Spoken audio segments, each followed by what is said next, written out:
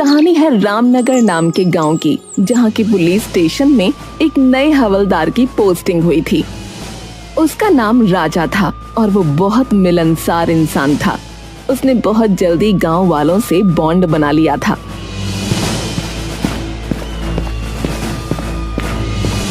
अरे मुखिया जी प्रणाम, क्या हाल चाल है आपका? अरे बस सब बढ़िया हवलदार जी, भोलेनाथ की कृपा है।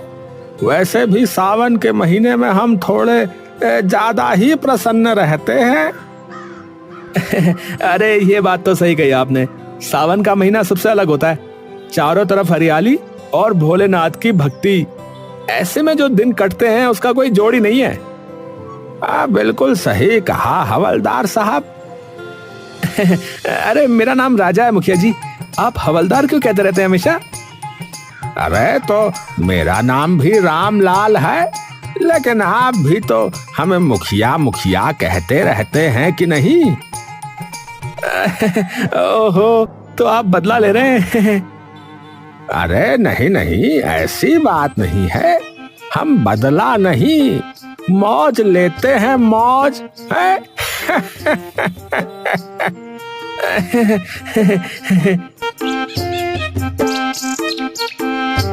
राजा हवलदार हंसते हुए वहां से चौकी की तरफ चला गया। रामनगर के सभी बाशिंदों के बीच में ऐसे ही तालमेल बैठा हुआ था। वो गांव एक परिवार के जैसा था। सीमा खाना दे दो, फिर मैं खेत पर जाऊं। हाँ ये लीजिए, आपने कहा और खाना तैयार है। हाँ, तुम ना होती तो मेरा क्या होता। मैं खिला देती। अरे शांति चाची, आओ आओ, कैसी हो? मैं तो अच्छी हूँ, बस तुमसे बात करने आई हूँ। ये पवन खेत पर चला जाए फिर बात करूंगी। है? क्यों? मेरे सामने क्यों नहीं कर सकती? तुझे औरतों की बातों में क्यों घुसना है? चल भाग यहाँ से। तीनों हंस पड़े और पवन खेत पर चला गया। शांति चाची ने जैसे ही सीमा को अकेला पाया, वो अपनी बातों की पोटली खोलकर बैठ गईं। पहले तो हल्की फुल्की गपशप, मोहल्ले की बहुओं की बातें, और फिर धीरे धीरे असली मुद्दे की तरफ वो बढ़ी। सीमा बेटा, तेरे से एक बात करनी थी। वैसे तो बड़ी बात नहीं है, पर मन में खटक रही है 2 दिन से। अरे चाची, आप तो डराने लगी, बोलिए ना क्या बात है। हमारे घर से चांदी का लोटा गायब हो गया है। मेरी अम्मा का दिया हुआ था, बहुत प्यारा था मुझे। चांदी का लोटा? अरे आपने शायद किसी को दे दिया होगा इस्तेमाल के लिए। चांदी का लोटा भला किसी को क्यों दूंगी? हाँ, ये बात भी सही है। कहीं रखकर भूल तो नहीं गई आप? सीमा ने पूरा घर छान मारा, रसोई, ओसारा, पिछवाड़ा, लेकिन चांदी का लोटा कहीं नहीं मिला। एक गहरी चिंता की रेखा उसके माथे पर खिंच गई। चाची, कहीं कोई उठा तो नहीं ले गया? पता नहीं बेटा, खैर अब क्या कर सकते हैं, भगवान देख रहा है।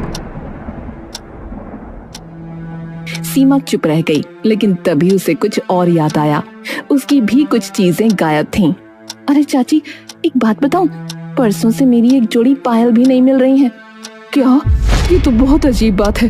तेरे घर से भी गायब, हमारे घर से भी। कुछ तो गड़बड़ है सीमा। इधर सीमा शांति की बातों का सिलसिला खत्म नहीं हुआ था, उधर पूरे गांव में कुछ न कुछ गायब होने की खबरें आने लगीं। कहीं से गहने, कहीं से जूते, तो कहीं से किसी की साइकिल। यार, मेरी वो महंगी वाली घड़ी भी नहीं मिल रही। भूत उठा ले गया क्या उसे? यार हमारे घर से तो 10,000 रुपए गायब है। बताओ कौन चोर है जो इतनी सफाई से चोरी कर रहा है यार? गांव के लोग पहले इसे हल्के में ले रहे थे, पर जैसे जैसे सामान की लिस्ट बढ़ती गई, एक बेचैनी पनपने लगी। फिर अगली सुबह, पवन, मेरी अंगूठी, मेरी सगाई की अंगूठी कल रात अलमारी में रखी थी, अब नहीं है।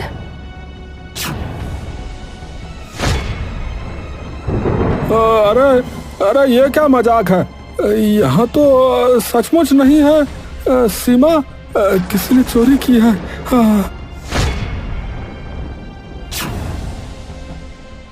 शोर मच गया, गांव के लोग जमा हो गए। सभी के चेहरों पर डर और चिंता साफ झलक रही थी। इतने शांत गांव में ऐसी घटनाएं ये तो अपशकुन जैसा लगने लगा।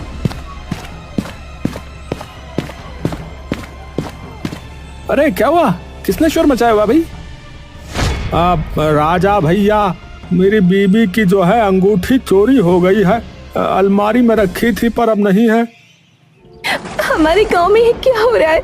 कौन है जो सबके घरों से चीजें उठा रहा है? अरे अरे सब शांति रखो। हम भी चौकी में इस पर बात कर रहे थे। खबर पक्की है, एक गिरोह आया हुआ है इस इलाके में। वो घरों की जानकारी जुटाता है और फिर सामान गायब करता है। कितने लोग हैं ये तय नहीं है, 2, 4 या 10 भी हो सकते हैं।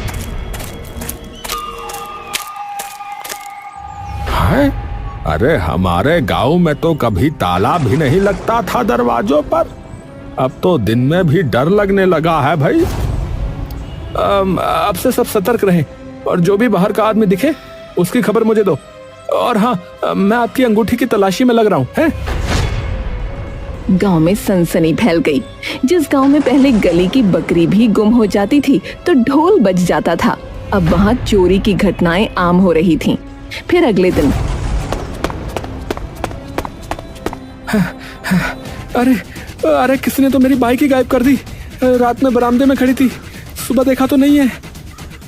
क्या क्या हाँ, क्या कह रहा है भैया? हाँ क्या करो भैया? अरे भैया अब तो हद हो गई है, ये तो बड़ा मामला हो गया। हाँ भैया सही कह रहे, हद हो गई ये तो। हाँ भैया सही कह रहे। ये कोई साधारण चोर नहीं हो सकता, कोई है जो हमारे बीच ही रह रहा है। जब पूरा रामनगर चोरी की घटनाओं से परेशान था, उसी समय शाम के समय एक चमचमाती कार गांव के बाहर की टूटी सड़क पर अटक गई। ड्राइविंग सीट से उतरा एक सफेद कमीज और काले चश्मे वाला व्यक्ति, बाल थोड़े बिखरे हुए, चाल में शहरी रौब और चेहरे पर मासूम मुस्कान। हेलो, कोई है? गाड़ी बंद हो गई है, प्लीज कोई मदद करेगा? कुछ ही देर में गांव के मुखिया रामलाल वहां पहुंचे। अरे कौन हो बेटा, कहाँ से आए हो? नमस्ते, मेरा नाम सूरज है। शहर से आ रहा था कि अचानक गाड़ी बंद हो गई। रात होने वाली है।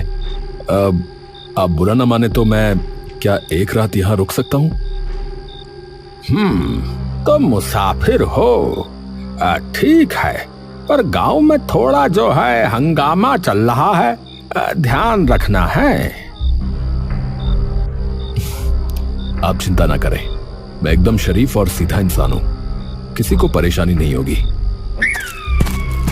मुखिया जी ने कुछ सोचते हुए सूरज को अपने घर में एक कमरा दे दिया, लेकिन उधर से गुजरते राजा हवलदार की नजर सूरज पर पड़ गई।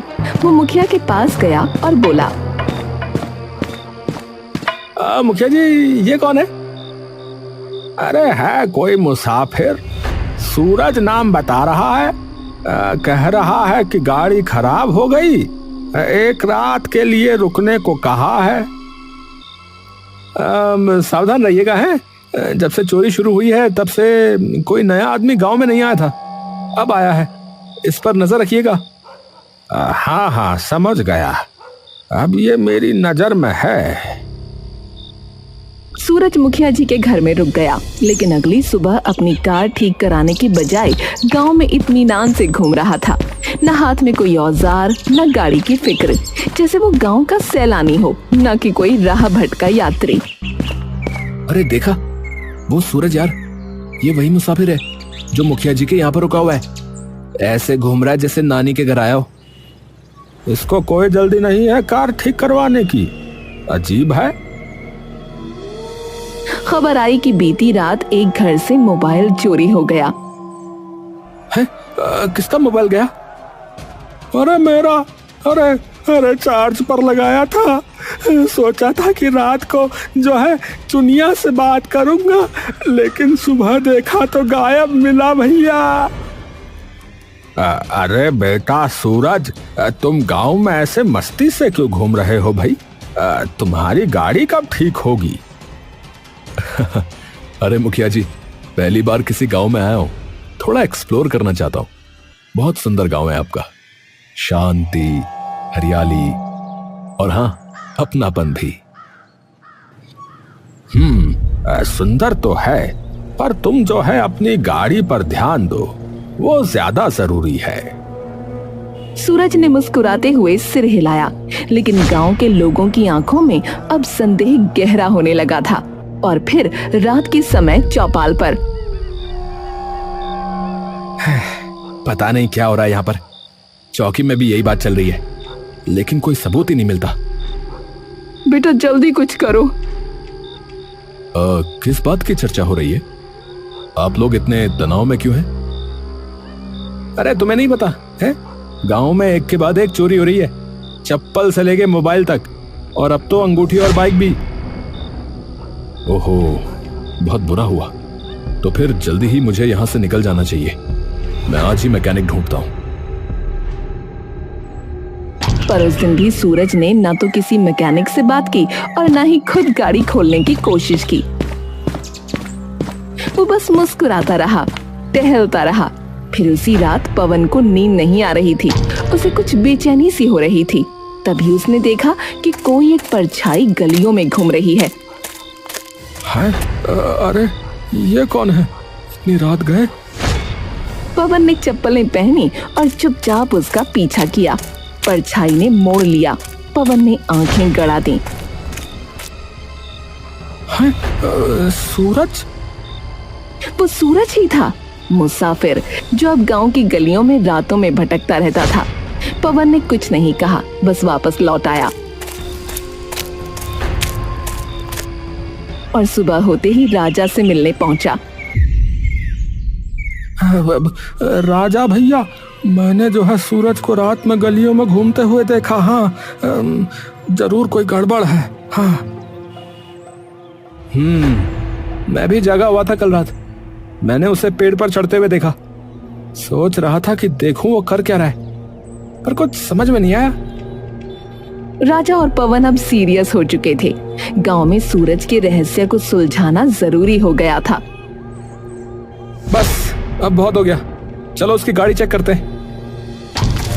गांव के लोग सूरज की गाड़ी की ओर बढ़े, पर जब दरवाजा खोलने की कोशिश की तो वो लॉक थी। अरे खोलो खोलो, अरे भैया देखना है कि इसके अंदर क्या छुपा है। हाँ। अरे अरे अरे, क्या कर रहे हैं आप लोग? ये मेरी गाड़ी है भाई। देखो भाई, तुम्हारी गाड़ी 2 दिन से यहाँ पर खड़ी है, ना मैकेनिक को बुलाया तुमने, ना ही कुछ किया इस पे। अब बताओ तुम कब जा रहे हो? मैंने गांव के बाहर वाले मैकेनिक को दिखाया था, पर उसे कुछ समझ में नहीं आ रहा है। तो अब मैं अपना आदमी भेजता हूँ, वो सही करवा देगा। अब और नहीं रुकोगे तुम? हाँ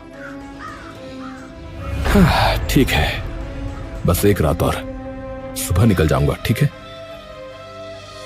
फिर एक रात आई। पवन और राजा अब चुपचाप निगरानी कर रहे थे। तभी देखा कि एक परछाई फिर किसी के घर में घुस गई। अरे भैया, वो रहा चोर, यही मौका है, चलो। दोनों दबे पांव उस घर की ओर गए, झटके से दरवाजा खोला और पकड़ लिया उस परछाई को। अरे पकड़ लिया, पकड़ लिया, पकड़ लिया। अब बता कौन है तू? कौन है तू? सूरज ही है ना? मुंह दिखा जरा अपना। लेकिन वो सूरज नहीं था, बल्कि शांति का बेटा गौरव था। अरे रे, अरे मैं अपनी गर्लफ्रेंड से मिलने आया था। घर में वो अकेली थी, इसलिए। प्लीज हमारे माँ बाप को मत बताना, हमारी जान चली जाएगी। अरे ओहो, चोरी नहीं इश्क हो रहा था यहाँ तो है। अरे मोरी मैया, इस गांव में अब प्यार भी चोरी जैसा हो गया है। चलो बच्चों, इस बार बच गए, लेकिन अगली बार सीधे पंचायत में मुलाकात होगी।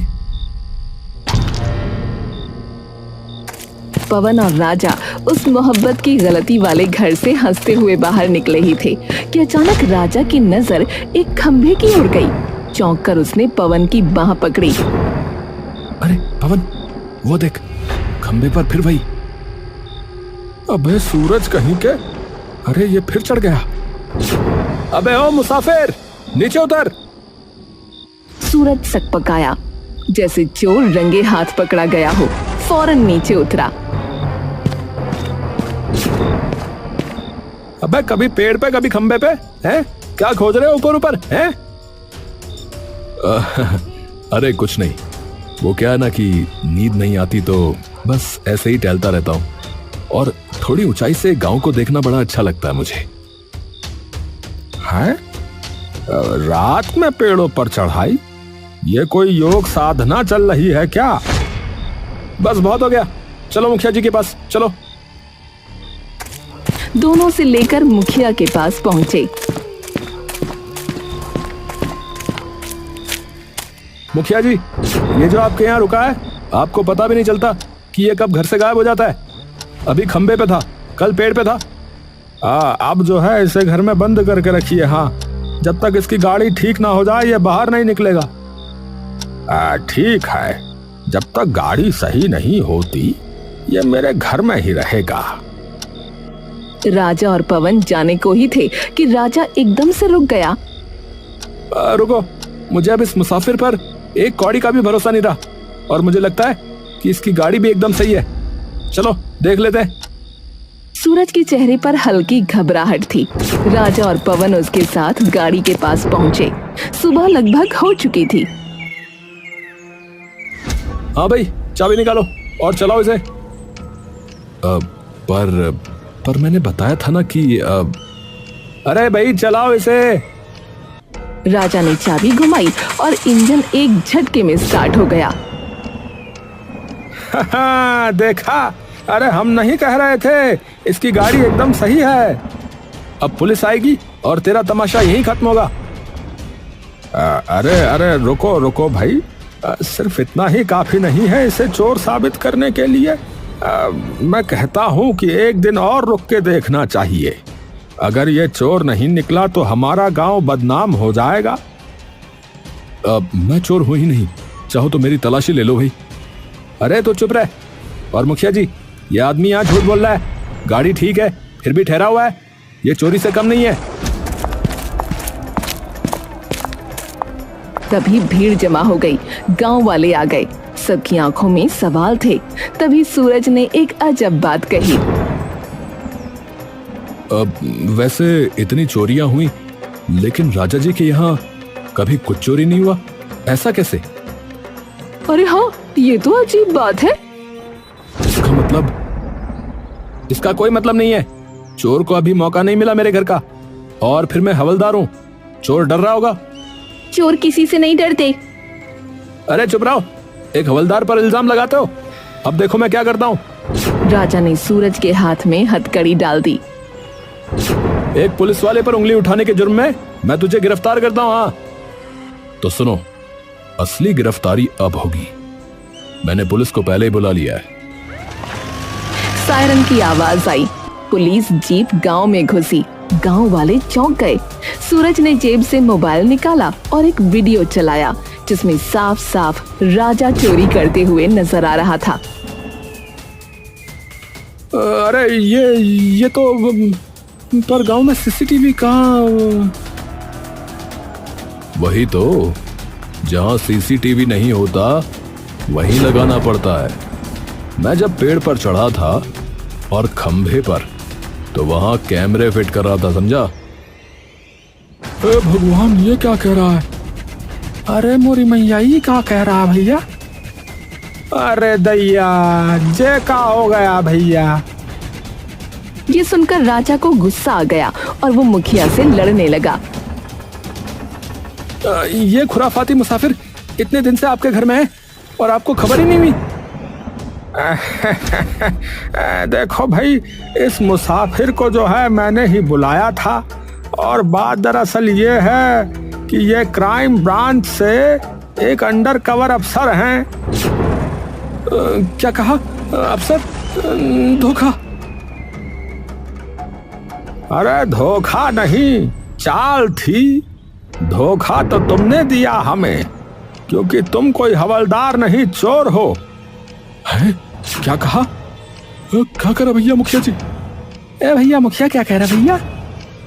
है भैया, क्या कह रहे? हाँ, असल में ऐसा था कि हमारे गांव की चौकी में हवलदार की पोस्टिंग होने वाली थी। इस चोर को ये पता चल गया और ये उसकी जगह आ गया, क्योंकि असली हवलदार को आने में कुछ दिन बाकी थे।